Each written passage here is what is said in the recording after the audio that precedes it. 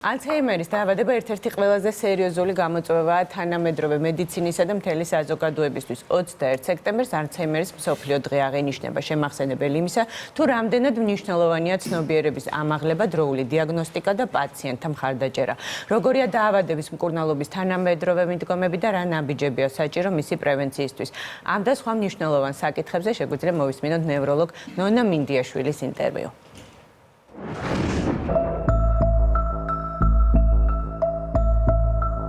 21 სექტემბერს ალცჰაიმერის მსოფლიო დღე აღინიშნება. თარიღი, რომელიც მილიონობით ადამიანს, მათ ოჯახებსა და ექიმებს საერთო პრობლემის წინააღმდეგ ბრძოლაში აერთიანებს. ალცჰაიმერის დაავადება დღემდე ყველაზე გავრცელებული დემენციის ფორმაა და თანამედროვე მედიცინის ერთ-ერთ უდიდეს გამოწვევად რჩება. სწორედ ამიტომ მსოფლიო მასშტაბით ამ დღეს ყურადღება გამახვილებულია არა მხოლოდ დაავადების სიმპტომებსა და მკურნალობაზე, არამედ ადრეულ დიაგნოსტიკასა და საზოგადოებრივი ცნობიერების ამაღლებაზე.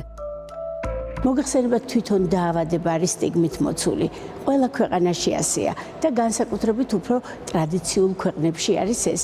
ამიტომ ადამიანები ზოგჯერ ვერ ხვდებიან, ზოგჯერ გვიან ხვდებიან, ზოგჯერ ხვდებიან, მაგრამ მალავენ ყველა იმ პრობლემას, რომელიც ამ საკითხთან არის დაკავშირებული. ამიტომ გულახდილი საუბარი ამ დაავადებაზე, ინფორმაციის გავრცელება, ეს ყველაფერი ხელს უწყობს იმას, რომ ადამიანებმა ილაპარაკონ, გაუზიარონ ერთმანეთს, გამოცდილება, გადასცენ თავიანთი ცოდნა და რაც უფრო ადრე შევიცნობთ ამ დაავადებას, მით უფრო მეტია შანსი იმისა, რომ დიდხანს გვყავდეს ეს პაციენტები გვერდით. ხშირ შემთხვევაში პაციენტები, რომლებიც არიან ალცჰაიმერის დაავადებით დაავადებულნი, რომლებიც ცხოვრობენ ალცჰაიმერის დაავადებით, ეს ტერმინი უფრო სწორია, რაღაც გარკვეულ პერიოდამდე ჩვეულებრივ პროფესიულ ჩვევებს ინარჩუნებენ და ამ პერიოდში მათ შეუძლიათ საზოგადოებისათვის სასარგებლო საქმის კეთება. ალცჰაიმერის დაავადების წინაპირობა ეს არის კოგნიტური ფუნქციების დაქვეითება. შესაძლებელია ცოტა რთული იყოს ამის სიღრმეებში წვდომა, მაგრამ აი ესე მარტივად ვიტყოდი, ეს არის როდესაც ადამიანს მეხსიერების სერიოზული პრობლემა და გარემოში ადაპტაციის სერიოზული პრობლემა ექმნება. მინიმალური კოგნიტური დისფუნქცია, რომელიც ხშირად წინ უსწრებს ხოლმე ამ დაავადების მანიფესტაციას, ის რამოდენიმე წელი შეიძლება გრძელდებოდეს და ეს დრო შესაძლებელია გახანგრძლივდეს სწორი მართვით და სწორი დამოკიდებულებით. მე შემიძლია თამამად ვთქვა, რომ ყველა ის პაციენტი, ვინც ცხოვრობდა დემენციით და იყო გარემოცული საოჯახო, ასე ვთქვათ, სითბოთი, ოჯახის წევრების ღირსეული დამოკიდებულებით მის მიმართ, ყველაზე უფრო დიდხანს ეს პაციენტები შემორჩნენ. ანუ პაციენტის სიცოცხლის ხანგრძლივობა პირდაპირ პროპორციული იყო მისი მოვლის და იმისი თუ როგორ ჩააბავდნენ ისინი აქტიურობაში. ამიტომ გულსისხლთა დაავადების რისკის მართვა, ჯანსაღი ცხოვრება, მოძრაობა, დაკავებულობა, ახალი საქმე, შემეცნება, ხალისები, ადამიანური ურთიერთობები, ყველაფერია სახანგრძლივებს ამ პერიოდს. საწყის პერიოდში, ან თუნდაც მინიმალური კოგნიტური დისფუნქციის დროს, ჩვენ გვაქვს მედიკამენტები, რომლებიც ამ საკითხში გვეხმარება ძალიან. და ჩვენ იმას თითქმის ყველა მედიკამენტი, რომელიც დღეისათვის არსებობს, ჩვენ იმას ვხმარობთ და ვაძლევთ პაციენტებს. პარალელურ რეჟიმში ვეუბნევით ამ ქცევით თერაპიის შესახებ, შრომათერაპიის შესახებ, ჯანსაღი ცხოვრების წესის შესახებ და ურთიერთობისა და ჩართულობის შესახებ. საერთოდ ტვინისთვის ვარჯიში და ესეთი განვითარება ძირითადად არის ტვინის დისკომფორტი. ანუ პაციენტი არ უნდა ცხოვრობდეს ისე, რომ მისთვის იყოს კომფორტული.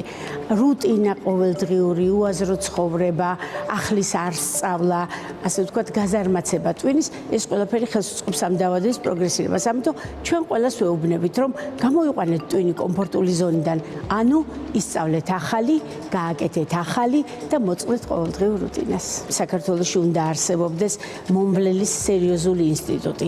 რამე თუ ის ადამიანები, ვინც ცხოვრობენ დემენციით, მარტო ისინი კი არ არიან ამ პრობლემის დატვირთვის ქვეშ, არამედ ყველა ის ადამიანი, ვინც მათთან ცხოვრობს, ვინც უვლის მათ უნდა ჰყავდეთ აუცილებლად შემცვლელი.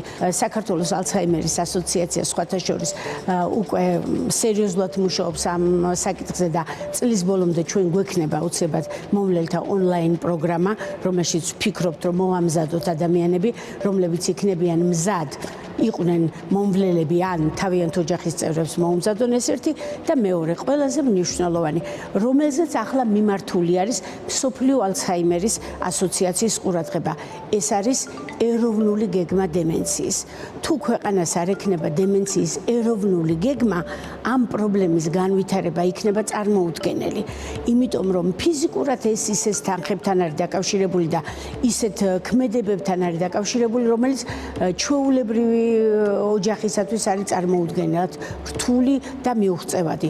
ჩვენ ამ საკითხთან დაკავშირებით თანამშრომლობთ ჯანდაცვის და ასე ვთქვათ ჩვენ სამინისტროსთან და რა ვიცი არსებობს რაღაცა გარკვეული კომუნიკაციები, თუმცა ვფიქრობ, რომ ის აუცილებლად მოითხოვს ძალიან დახვეწას და უფრო ხშირ ურთიერთობებს. ალცჰაიმერის მსოფლიო დღე კიდევ ერთხელ გვახსენებს, რამდენად მნიშვნელოვანია ინფორმირებულობა, დროული რეაგირება და ზრუნვა როგორც პაციენტებზე, ისე მათ ახლობლებზე. სპეციალისტების თქმით, ჯანმრთელი ცხოვრების წესის, პრევენციული ღონისძიებებისა და კვლევების განვითარება არის ის გზა, რომელიც მომავალში შესაძლოა მძიმე დაავადებასთან ბრძოლის მთავარი იარაღი გახდეს.